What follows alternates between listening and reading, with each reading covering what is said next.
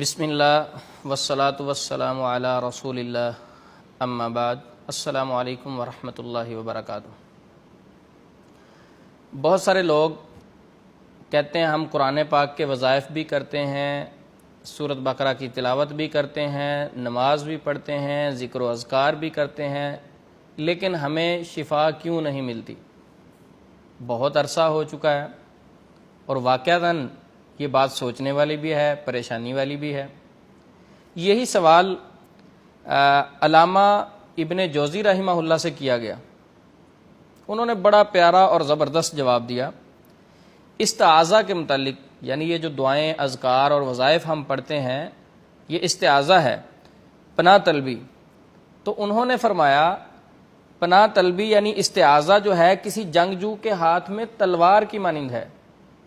میں اس کو آسان الفاظ میں سمجھانے کی کوشش کرتا ہوں کہ اگر ہم ایک کمزور آدمی کو، جس کے بازو بھی کمزور ہیں، صحت سے بھی کمزور ہے، اور بھاری بھرکم اسے تلوار پکڑا دیں اور ہم کہیں کہ فلاں دشمن ہے اس سے لڑو، اسے زیر کرو، تو کیا وہ کمزور آدمی اس تلوار کو پکڑ کے لڑ سکتا ہے؟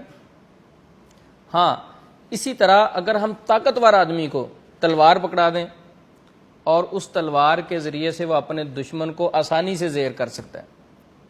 ذکر و اذکار اور استعاذہ بھی اسی طرح ہے۔ اگر ذکر و اذکار کرنے والا متقی ہے، تقوی اختیار کرنے والا شخص ہے، اس کے دل میں اللہ کا ڈر اور خوف ہے، وہ تھوڑی سی دعائیں پڑھے گا، ان دعاؤں میں اتنی تاثیر ہوگی کہ وہ شیاطین کو بھسم کر کے رکھ دیں گی، جلا کے رکھ دیں گی۔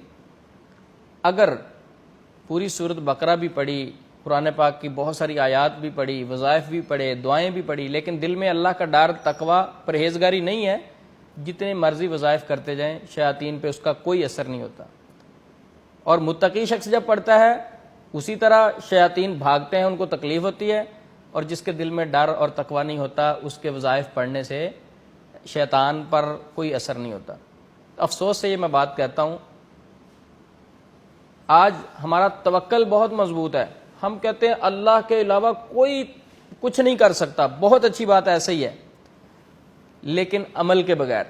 توکل ہمارا مضبوط ہے لیکن عمل کے بغیر۔ مثلا ہم کہیں گے شیطان ہمیں کچھ نہیں کر سکتا، ہمارا کوئی نقصان نہیں کر سکتا، اللہ سب سے زیادہ طاقتور ہے۔ بالکل حقیقت ہے، ایسے ہی ہے، لیکن بھائی سے پوچھیں نمازیں کتنی پڑھی ہیں؟ وہ معذرت کے ساتھ بس وہ نہیں پڑھتا، یہ سستی ہے۔ اچھا، آج اذکار کیے ہیں آپ نے؟ اذکار بھی نہیں کیے۔ دعائیں پڑھی ہیں؟ وہ بھی نہیں کی۔ آج صدقہ کیا ہے؟ نہیں۔ کوئی نیکی کا کام نہیں کیا، لیکن توکل اتنا مضبوط ہے کہ اللہ ہی سارا کچھ کرے گا، اس میں کوئی شک نہیں، سارا کچھ اللہ ہی کرنے والا ہے۔ جب ہمارا عمل نہیں ہوتا تو پھر ہمیں اس صرف توکل سے کوئی فائدہ نہیں ہوتا۔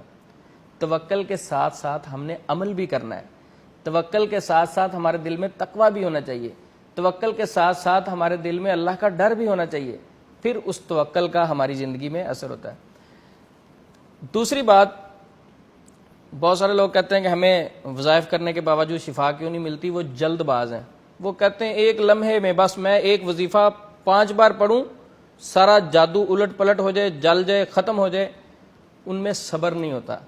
ایک اور طریقہ ہے، اگر زیادہ جلدی ہے، اگر ہم ٹانگ ٹوٹنے سے پہلے صدقہ کر دیں، ہو سکتا ہے کہ اس صدقے کی برکت کی وجہ سے وہ ٹانگ ہی نہ ٹوٹے۔ اسی طرح جادو جنات کے اثرات ہونے سے پہلے ہی ہم اذکار، وظائف، دعائیں، قرآن پاک کی آیات پڑھنا شروع کر دیں، عمل کرنا شروع کر دیں، تقوی اختیار کریں۔ ابھی جادو کا اثر نہیں ہوا۔ بہت سارے لوگ اس لیے سمجھتے ہیں کہ شاید جادو کا اثر ہو تو پھر ہی قرآن پڑھنا چاہیے یا دعائیں پڑھنی چاہیے، جادو کے اثر کے بغیر بھی یہ پڑھنی چاہیے۔ ایک گھر میں ہم علاج کے لیے گئے تو میں نے کہا سب نے 5 وقت نماز کی پابندی کرنی ہے۔ تو ایک بھائی کیا کہتے ہیں بتا دیں قاری صاحب جس نے نماز پڑھنی ہے اس بندے کو بتا دیں۔ میں حیران ہوا یہ سن کے کہ صرف یعنی بیمار لوگوں نے نماز پڑھنی ہے؟ میں نے اسے کہا کہ صرف جو مسلمان ہے وہ نمازوں کی پابندی کرے۔ پھر سب دیکھنے لگے۔ تو بات کرنے کا مقصد یہ ہے کہ اگر ہمیں شفا نہیں مل رہی، اللہ کی رحمت میں کمی نہیں ہے، ہمارے کسی نہ کسی عمل میں کمی ہے، وہ ہم نے خود ڈھونڈنی ہے کہ کس جگہ کس عمل میں کمی ہے۔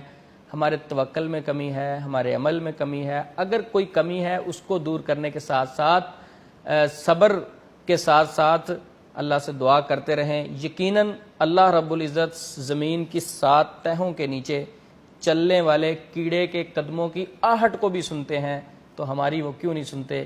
یقیناً وہ اللہ شاہ رگ سے بھی قریب ہے, وہ اللہ ہماری سنتا ہے, لیکن ہمارے مانگنے میں کمی ہے, اس اللہ کے دینے میں کوئی کمی نہیں ہے. السلام علیکم ورحمۃ اللہ وبرکاتہ.